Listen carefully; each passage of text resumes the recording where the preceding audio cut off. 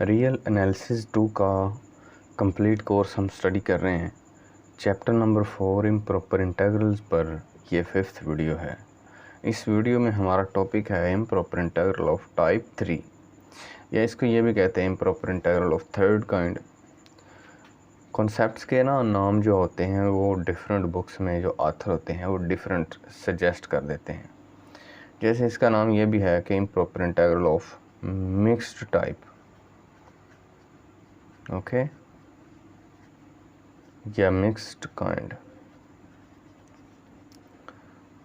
तो नाम जो भी हो, नाम से नहीं घबराना, आपने कॉन्सेप्ट जो है उसको समझना है सही तरीके से।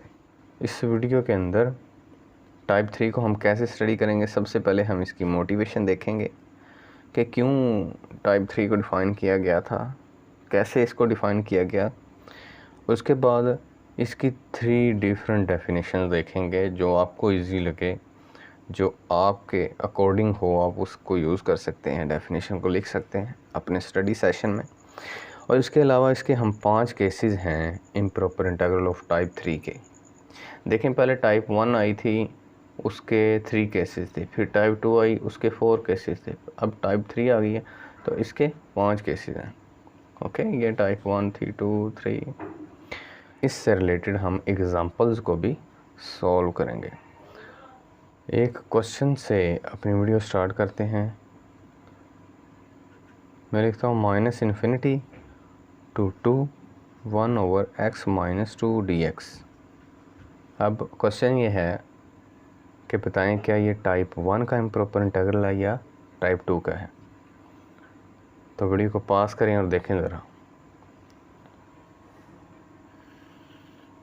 अब टाइप 1 और टाइप 2 का आपको कैसे पता चलेगा, इससे पहले मैंने बनाई है वीडियो नंबर 3 और वीडियो नंबर 4। उन दोनों मैंने में टाइप 1 और टाइप 2 को बड़ी ब्रीफली एक्सप्लेन किया है, सॉल्व एग्जांपल्स, मतलब पूरा कॉन्सेप्ट क्लियर किया है। जैसे अब इस टाइप 3 को देखेंगे, इस कॉन्सेप्ट में जैसे ये क्लियर किया, इससे भी ज़्यादा वो अच्छी वीडियोज़ हैं। तो अगर आप टाइप 1 और टाइप 2 का आपको पता है, आपको मतलब आती है, तो फिर ये इजी है आपके लिए क्वेश्चन। लेकिन मेरे उन व्यूवर्स के लिए या उन स्टूडेंट्स के लिए जो टाइप 1 और टाइप 2 की वीडियोस नहीं देख के आए, मैं थोड़ा सा इसकी रिवीजन करवाता हूँ।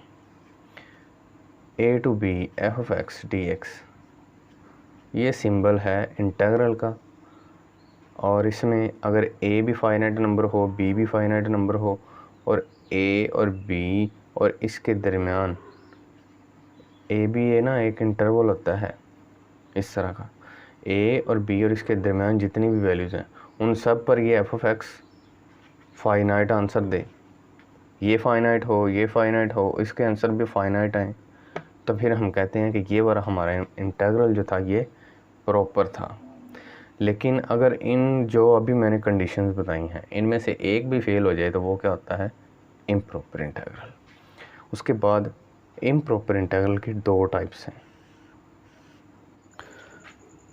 टाइप 1 में क्या है कि ये जो इंटीग्रेशन की लिमिट्स हैं इन दोनों में या तो a इन्फिनिटी हो जाए या b हो जाए, या फिर दोनों ही इन्फिनिटी हो जाए, तो वो आपका टाइप 1 का इम्प्रॉपर इंटीग्रल है।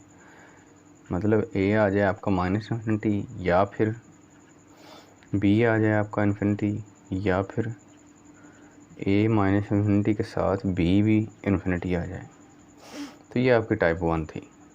टाइप 2 में क्या था कि ये आपकी जो लिमिट्स ऑफ इंटीग्रेशन है इससे ये इंटरवल बनता है, इसको बोलते हैं इंटरवल ऑफ इंटीग्रेशन या डोमेन ऑफ इंटीग्रेशन। इस इंटरवल के अंदर से आप कुछ पॉइंट्स लें जिन पर आपका ये वाला फंक्शन जो है f(x) ये क्या बन जाए, इन्फिनिटी। अब यहाँ पर एक बात नोट करें कि इस इंटरवल के सारे पॉइंट्स पर f(x) इन्फिनिटी नहीं बनेगा। 1 पर बन जाए, 2 पर बन जाए, या कुछ फाइनाइट पॉइंट पर ये इन्फिनिटी बनना चाहिए, ये कंडीशन होती है। तो अब इसमें देखें, इस क्वेश्चन में पहले तो लिमिट्स में एक इन्फिनिटी आ गया, इसका मीनिंग क्या होगा, ये टाइप 1 थी। प्लस जब लिमिट का पॉइंट 2 इस x में पुट करेंगे तो 1/2 - 2 = 1/0, तो ये क्या आ जाएगा, इन्फिनिटी। मतलब ये वाली कंडीशन भी आ गई इसमें, तो ये टाइप 2 का इम्प्रॉपर इंटीग्रल भी है।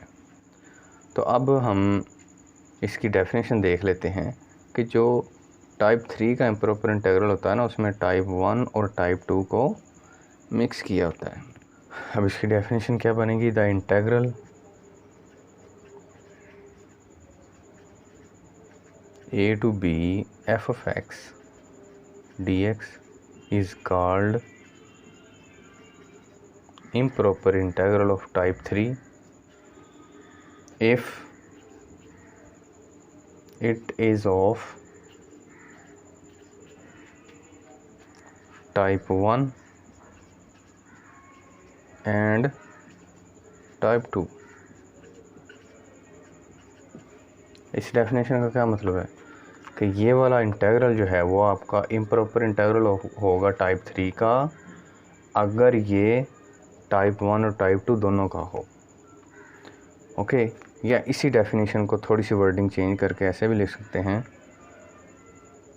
The improper integral of type 1 and type 2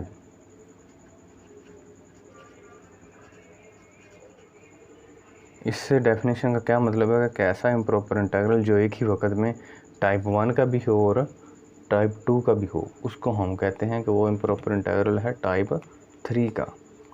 या इसकी डेफिनेशन हम चेंज करके ऐसे भी लिख सकते हैं, थर्ड डेफिनेशन इसकी। असल में जो इम्प्रॉपर इंटीग्रल की डेफिनेशन है ना, वही टाइप 3 की डेफिनेशन है, लेकिन उसमें आर की कंडीशन आती हैं, इसमें वो नहीं आएंगी, सारा कुछ इसमें आएगा। तो वो क्या डेफिनेशन थी? The integral a to b f of x dx is called improper integral if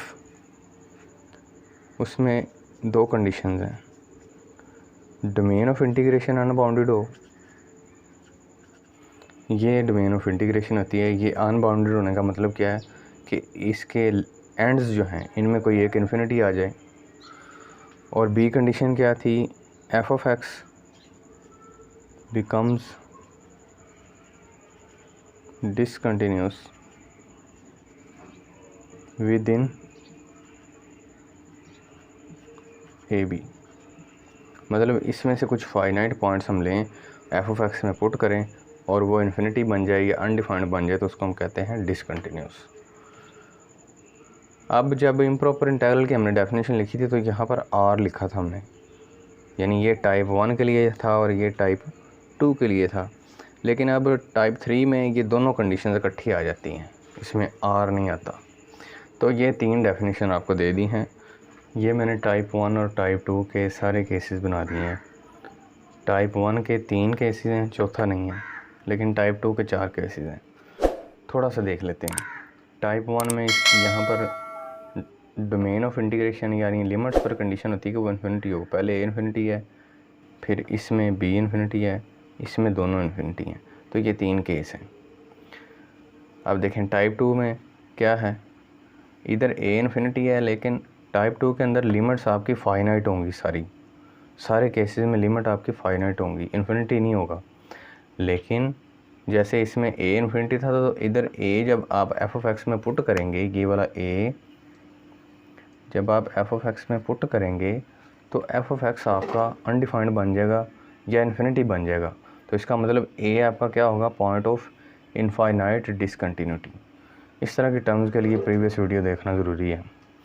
उसके बाद ए और B F of X D X, इसमें बी आपका पॉइंट ऑफ इनफाइनाइट डिसकंटिन्यूटी है।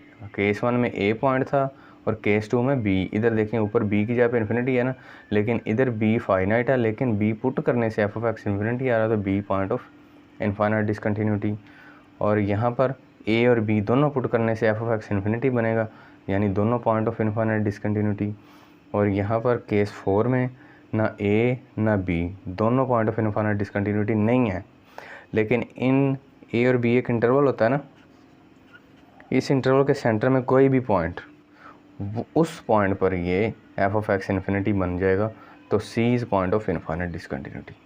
अब हमने करना क्या है, हमने इन दोनों टाइप्स को करना है मिक्स, और हमने अपने केसेस बनाने हैं टाइप 3 के। तो कैसे बनाएंगे हम जी, हम लिखते हैं इधर type 3।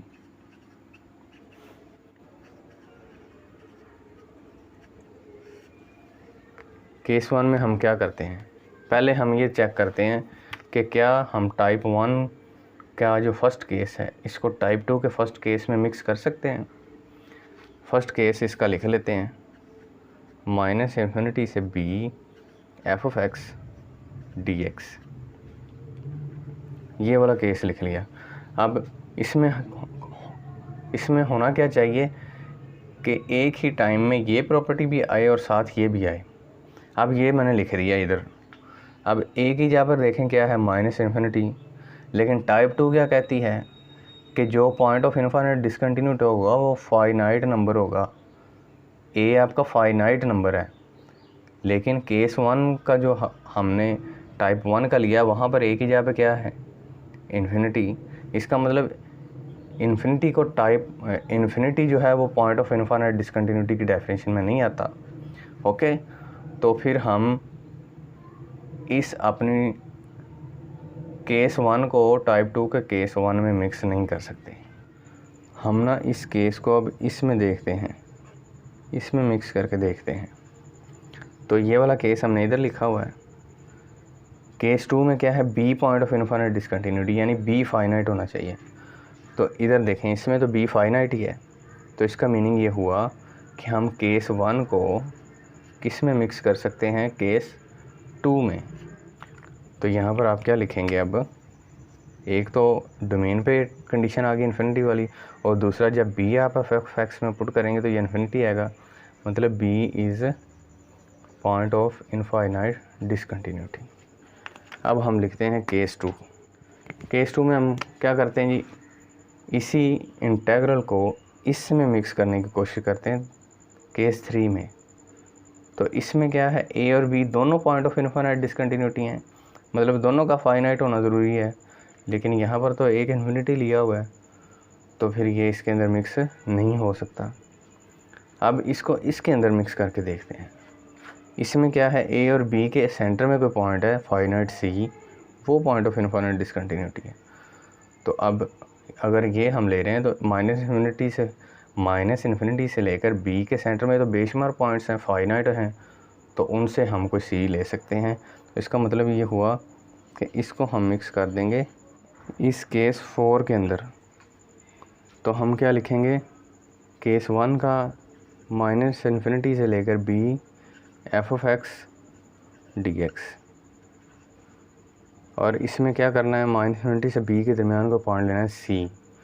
c is point of infinite discontinuity, और c कहाँ बिलोंग करता है, a और b ओपन इंटरवल के सेंटर में, यानी a भी नहीं है वो b भी नहीं है, इसके सेंटर में है। तो यहाँ पर c किससे बिलोंग करेगा, इस इंटरवल के सेंटर में, -∞ से लेकर b, इसके सेंटर में कहीं c होगा। अब इसको तो हमने केस 1 को तो सब के साथ चेक कर लिया, अब हम टाइप 1 के केस 2 को मिक्स करके देखते हैं। पहले अगर हम इसमें चेक करें, इसको लिख देते हैं इधर, a से इनफाइनाइट f(x) dx। इधर भी चेक कर लें कि इसमें किस केस को किस में मिक्स किया हमने। इसमें फर्स्ट केस को हमने मिक्स किया था 4th में। ये टाइप 1 का केस है, ये टाइप 2 का केस है, टाइप 1 का केस है, टाइप 2 का केस है। अब इसका सेकंड केस को फर्स्ट में देखें, इसमें a फाइनाइट है, यहाँ पर a फाइनाइट और point of infinite discontinuity okay बन सकता है। तो यहाँ पे हम लिखेंगे a is point of infinite discontinuity. क्या किया हमने, केस 2 को मिक्स किया है केस 1 में। उसके बाद केस 4, अब केस 4 बनाते हैं। इसको जब हम इसके साथ चेक करेंगे तो इसमें b point of infinite discontinuity है, यानी b फाइनाइट है, लेकिन यहाँ पर ये वाला जो इंटेग्रल है a से इनफाइनाइट, इसमें b इन्फिनिटी है, तो ये नहीं बन सकता। जब इसके साथ चेक करेंगे, इसमें a और b दोनों पॉइंट ऑफ इनफाइनाइट डिसकंटिन्यूटी, मतलब दोनों फाइनाइट, लेकिन इसमें एक इन्फिनिटी है, ये भी नहीं बन सकता। इसमें c point of infinite discontinuity है, यानी इस इंटरवल के सेंटर में तो ये ए से इन्फिनिटी, इस इंटरवल के सेंटर में बेशुमार पॉइंट्स हैं, तो ये वाला बन सकता है। इसमें हम क्या करते हैं, C is point of infinite discontinuity. यहाँ पर हमने क्या किया है, केस 2 को मिक्स कर दिया है 4 के अंदर। अब लास्ट केस है केस नंबर 5, इसको मैं यहाँ लिखता हूँ केस 5 को। केस 5 में हम क्या करेंगे, ये वाला रह गया ना, इन दोनों को हमने इन सब के साथ चेक कर लिया, अब ये रह गया। पहले अगर इसको इसके साथ चेक करेंगे तो ए पॉइंट ऑफ इनफाइनाइट डिसकंटिन्यूटी होना चाहिए, लेकिन ए की जगह पे इन्फिनिटी है। फिर इसको इसके साथ चेक करेंगे तो बी होना चाहिए, लेकिन बी की जगह पे भी इन्फिनिटी है। इसमें ए और बी दोनों फाइनाइट होने चाहिए, लेकिन दोनों इन्फिनिटी हैं। इसमें सी फाइनाइट होना चाहिए, तो माइनस इन्फिनिटी से लेकर इन्फिनिटी तक बेशुमार पॉइंट्स हैं जो फाइनाइट हैं। तो यहाँ पर हम ये केस बना सकते हैं, माइनस इन्फिनिटी से लेकर plus infinity F of X D X where C is point of infinite discontinuity. Okay, और ये हमने कौन कौन सा केस मिक्स किया है, थर्ड वाला फोर्थ में, टाइप 1 का थर्ड केस, टाइप 2 का फोर्थ केस। अब यहाँ पर एक बात नोट करें, जब हम केस 1 का इम्प्रॉपर इंटीग्रल सॉल्व करेंगे टाइप 3 का, तो उसमें केस 1 और केस 2 को मिक्स करके ये बना है। तो फिर जब हम इसको सॉल्व करेंगे तो इसको ब्रेक कर देंगे, ब्रेक करने के बाद आपके पास 2 इंटीग्रल आ जाएंगे, एक केस 1 का होगा और एक का केस 2 का होगा। तो फिर प्रीवियस वीडियोज़ के मुताबिक जैसे हमने केस 1 की कन्वर्जेंस निकाली थी, उसमें मैंने आपको एग्जांपल्स भी करवाई हैं, सॉल्यूशन करवाया है, उस तरीके से इसको सॉल्व करेंगे। और फिर केस 2 की जैसे मैंने सॉल्यूशन करवाया, एग्जांपल्स करवाई हैं, मेथड बताए हैं, उस तरीके से आप इसको सॉल्व करेंगे। इसी तरह इसमें केस 1 और केस 4, ये टाइप 1 का, ये टाइप 2 का, जैसे ही इनको सॉल्व करते हैं वैसे ही इसी इंटीग्रल को ब्रेक करके इन दोनों केसेस में डिवाइड करके सॉल्व करेंगे। इसी तरह ये बाकी सारे हैं। समझ लग रही है ना बात की। ये जो मैंने सारा कुछ लिखा है, ये किसी बुक में इस तरह की चीज़ें नहीं मिलती, इनका स्क्रीनशॉट ले लें और जब मैं एग्ज़ाम्पल सॉल्व करूँगा तो ये दोबारा फिर से यूज़ होंगी, तब आपके जहन में होनी चाहिए ये चीज़ें। स्टार्ट में हमने इम्प्रॉपर इंटीग्रल लिखा था माइनस इन्फिनिटी से 2 1/x - 2 dx। पहले तो ये बताएं कि ये टाइप 3 का कौन सा केस है। ये आपका है केस 1। अब इसको सॉल्व कैसे करना है, इसमें पहले तो ये ए की जगह पे इन्फिनिटी है, तो जब हम इस इंटीग्रल को सॉल्व करते होते हैं ना इम्प्रॉपर को, तो हम लिमिट लेके सॉल्व करते हैं। तो पहले तो इधर लिमिट लेनी पड़ेगी, उसके बाद फिर 2 पॉइंट ऑफ इनफाइनाइट डिसकंटिन्यूटी है, मतलब उसको इसमें पुट करेंगे तो ये इन्फिनिटी बन जाएगा। तो 2 पे भी फिर लिमिट लेनी पड़ेगी, 2 इकट्ठी लिमिट्स नहीं ली जा सकती, इसलिए फिर हम इसको 2 इंटीग्रल्स में डिवाइड कर देंगे। देखें अब कैसे करते हैं। हमने ये क्या करना है कि माइनस इन्फिनिटी से लेकर 2 तक, माइनस इन्फिनिटी से लेकर 2 तक बेशुमार पॉइंट्स पड़े हुए हैं। हमने इनमें से कोई एक पॉइंट लेना है जहाँ पर ये इंटेग्रेंड जो आपका एफ ऑफ एक्स है ये इन्फिनिटी ना बने। तो अब देखें यहाँ पर एक पॉइंट पड़ा हुआ है 0 को इधर पुट करेंगे तो ये 1/-2 आ जाएगा, तो ये इन्फिनिटी नहीं बन रहा। तो 0 पे इस इंटीग्रल को ब्रेक करना है, यानी माइनस इन्फिनिटी से लेकर 0 एक आ गया और एक आ जाएगा 0 से लेकर 2। तो यहाँ पर हम लिखेंगे माइनस इन्फिनिटी से लेकर 0 1/x - 2 dx प्लस फिर 0 से लेकर 2 1/x - 2 dx। ओके, अब ये वाला इंटीग्रल में इस पे लिमिट अप्लाई हो जाएगी और इस इंटीग्रल में इस पे, मतलब एक लिमिट इस पे आएगी, इसमें 2 इकट्ठी आ रही थी, इस वजह से हमने इसको ब्रेक कर दिया। अब देखें दोबारा से इधर गौर करें, ये आपका टाइप 1 का कौन सा केस है, केस 1 है, और ये आपका दोनों लिमिट्स फाइनाइट है ना, इसका मतलब टाइप 2 है। तो B point of infinite discontinuity है, ये केस 2 है। तो केस 2 की कन्वर्जेंस कैसे निकालनी है, केस 2 की कन्वर्जेंस कैसे निकालनी है, प्रीवियस वीडियोस आपको देखना ज़रूरी है, लेकिन मैं कोशिश करूँगा यहाँ पे भी समझ आ जाए आपको। इस इम्प्रॉपर इंटीग्रल का नाम हम रख देते हैं आई, इसका नाम हम रख देते हैं I1, इसका नाम हम रख देते हैं I2। अगर हमने I की कन्वर्जेंस देखनी है तो I1 और I2 की कन्वर्जेंस देखनी होगी। अगर तो ये दोनों कन्वर्ज करेंगे, मतलब दोनों का फाइनाइट आंसर आएगा, तो फिर आई भी हमारा कन्वर्ज करेगा, इसका भी फाइनाइट आंसर आएगा। लेकिन अगर इन दोनों में से कोई एक डाइवर्ज कर गया, ये डाइवर्ज कर गया या ये, तो फिर ये भी क्या करेगा, डाइवर्ज। I1 किसके इक्वल है, -∞ से 0, ये वाला 1/x - 2dx। ओके, अब क्या करना है, ये वाला इन्फिनिटी पॉइंट है, इसकी जगह पे हमने कोई फाइनाइट नंबर लेना है, t ऊपर 0 1/x - 2dx, और t पे लिमिट ले लेनी है, उसको अप्रोच करवा देना -∞ की तरफ। Limit t approaches to -∞, equal. अब क्या करना है, इसकी इंटीग्रेशन करनी है। इंटीग्रेशन 1/x - 2dx किसके इक्वल होती है, log ऑफ x - 2 के। ये मोड़ लेते हैं यहाँ पर। तो अब देखें, ये लिमिट वैसे ही, और ये सारी इंटीग्रेशन किसके इक्वल आ गई है, log ऑफ x - 2 के। उसके बाद इसकी लिमिट्स भी हैं t से 0। अब क्या करना है, ये वाली लिमिट आपने वैसे लिख लेनी है। ये पहले अपर लिमिट पुट होगी, फिर माइनस लगा के लोअर लिमिट पुट होगी। तो पहले अपर लिमिट पुट करना है 0x की जगह पर, log ऑफ 0 - 2, फिर माइनस log ऑफ t - 2। अब देखें log x - 2 का क्या है, मोड, तो इधर मोड लगा लेते हैं, बिकॉज अंदर माइनस बन रहा है।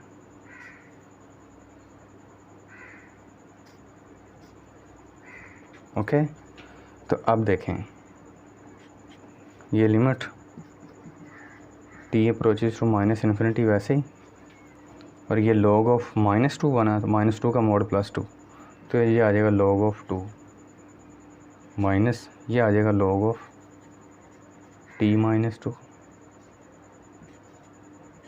ये तो आपका एक फाइनाइट नंबर आ गया। अब लिमिट इस पे अप्लाई करेंगे, तो क्या आएगा आपका, लिमिट अप्लाई करने से t की जगह पे क्या आएगा, -∞, तो log ऑफ 2 वैसे ही, माइनस log ऑफ -∞ - 2, तो ये किसके इक्वल आ जाएगा, log ऑफ 2 वैसे ही, माइनस, तो ये log ऑफ इन्फिनिटी में कुछ ऐड करें तो इन्फिनिटी आना ना, तो ये log ऑफ -∞ आ गया। ये किसके इक्वल आएगा, log of 2 minus log of infinity, mode की वजह से प्लस में चेंज हो जाएगा।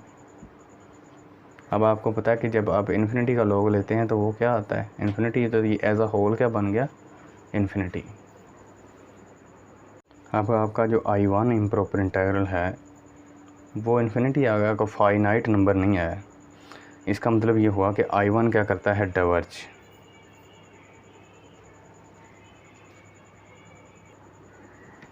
अब हम लिखेंगे because I1 diverges, so no need to check I2। एक डाइवर्ज कर गया तो दूसरे को चेक करने की ज़रूरत नहीं है। This implies I also diverges. अब ये केस 1 का इम्प्रॉपर इंटीग्रल था, उसको हमने ब्रेक कर लिया। इसी तरह केस 2 जब आप टाइप 3 का लिखेंगे तो उसमें भी ब्रेक करके 2 केसेस बन जाएंगे, टाइप 1 और टाइप 2 के। उनको आपने प्रीवियस वीडियो को देख के सॉल्व करना है। तो वीडियो की लेंथ बहुत ज़्यादा लंबी हो जाती है, इस वजह से इतना ही एनफ है। कॉन्सेप्ट आपको कोशिश की है कि पूरा समझ आ गया होगा। Thanks for watching.